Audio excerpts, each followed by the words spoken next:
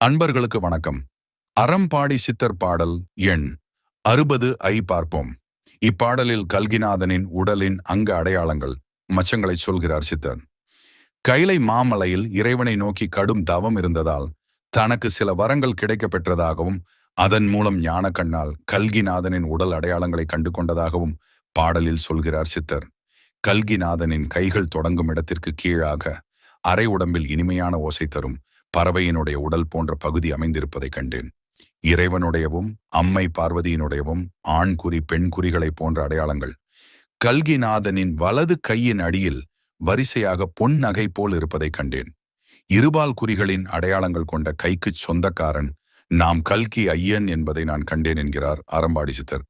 வில்லறிவதில் பெரும் வல்லவனான பார்த்திபன் என்ற அர்ஜுனனின் உள்ளங்கையில் பார்க்கடலில் பள்ளி கொள்ளும் திருமாலின் மணிமுடி சின்னம் அமைந்திருந்தது போன்று நம் கல்கிநாதனின் கையில் புதன் மேட்டை தொட்ட இரு மேட்டுக்கும் நடுவில் வள்ளியை கொள்ளை கொண்ட வள்ளிக்கல்வன், முருகப்பெருமானின் ஆறுமுகச் சின்னமான விண்மீன் போன்ற நட்சத்திர சின்னம் அந்த மேட்டில் ஒட்டியிருக்க கண்டு நவரசங்களை ஒருங்கே பருகியதைப் போன்ற மகிழ்ச்சியில் திளைத்தேன்.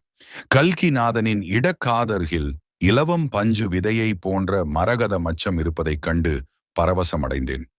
கல்கிநாதனின் வலத்தொடையில் வர மல்லி வடிவில் ஒரு செந்நிற மச்சம் இருப்பதை கண்டேன். வலது கரத்தின் புஜத்தின் கீழ்ப்புறம் குருமிளகு போன்ற ஒரு மச்சம் மிளிர்வதை கண்டேன் என்கிறார் சித்தர். கல்கிநாதனின் இடுப்பில் இடது பக்கம் கொடி முந்திரி விதை போன்ற வடிவத்தில் ஒரு மச்சம் இருக்கும். விந்தையை என் சிந்தையை அடக்கி சிறப்பாக அதை கண்டேன்.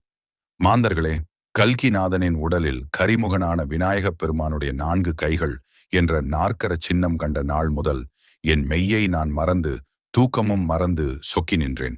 அந்த சின்னம் கல்கிநாதனின் சுட்டு விரல் அடியில் மோதிர விரலை தொட்டு அன்னை பார்வதியின் கைப்பிடியோடு கூடிய சூல ரேகை அமைந்திருக்க கண்டேன் நண்பர்களே என்கிறார் சித்தர்.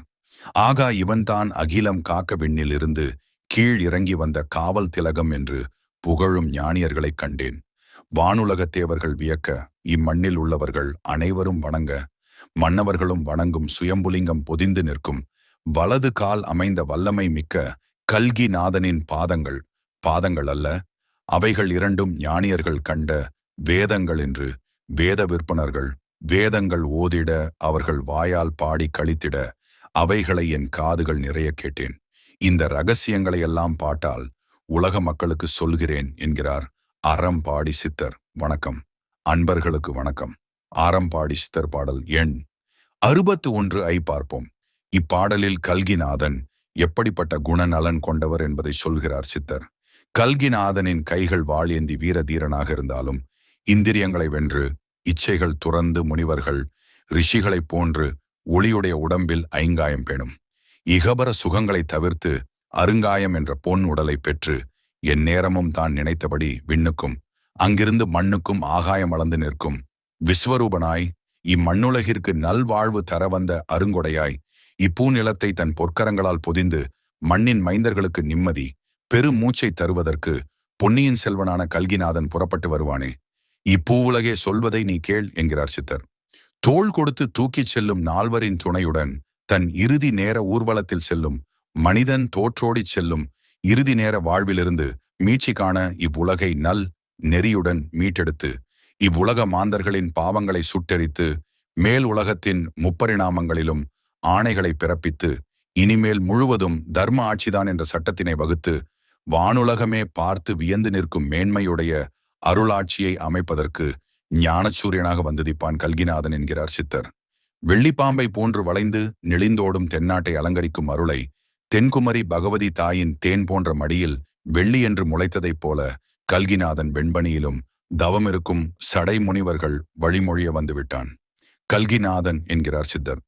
பள்ளி எழுச்சி என்ற அதிகாலை பாட்டை பாடி நீசன் என்ற அரக்கனை அழிப்பதற்கு வல்லீசனான சிவபெருமானின் அமுதத்தை உண்டு சுற்றியிருக்கும் சித்தர்கள் அனைவரும் புடைசூழ சித்தர் படை அமைத்து வானுலகில் சென்றுவிட்ட கவிகள் எல்லாம் அங்கிருந்து பாட்டிசைக்க மேன் மக்கள் அனைவரும் வாழ்த்துரைக்க இம்மண்ணுள்ளோர் அனைவரும் மண்டியிட்டு வணங்கும் காட்சியினை கண்டேனே.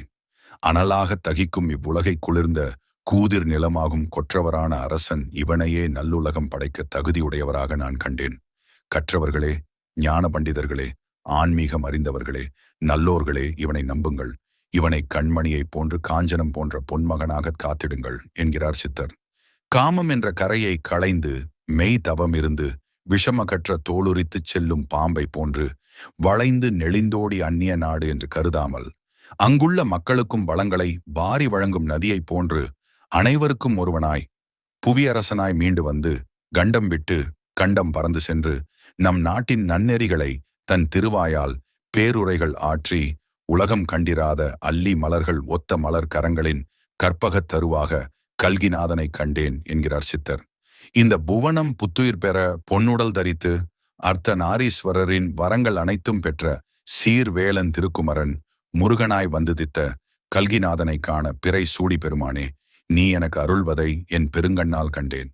பேரொளிக்கும் மேல் அமர்ந்து மற்றொரு ஒளி சுடராய் சுடர்விடும் ஒளியாய் பல நாடுகளிலும் தாவிச் செல்லும் மொழியாக தமிழை வளர்ப்பானே, இவன் தெள்ளு தமிழ் கூறும் நல்லுலகை அமைப்பானே என்கிறார் சித்தர். இப்படி மேன்மை உடையவன் பிறந்த இடத்தை சொல்கிறேன்.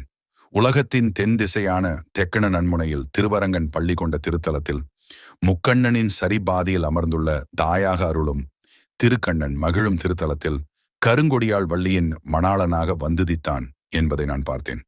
பாரெங்கும் தன் தாமரை மலர் பாதங்களை பதித்து அரசாளப் போகிறவனைக் கண்டு இவ்வுலகமே கீழே இறங்கி வணங்கி நிற்கும் நன்னாளை நான் கண்டேனே நல்லோர்களே என்கிறார் அறம்பாடி சித்தர். வணக்கம்.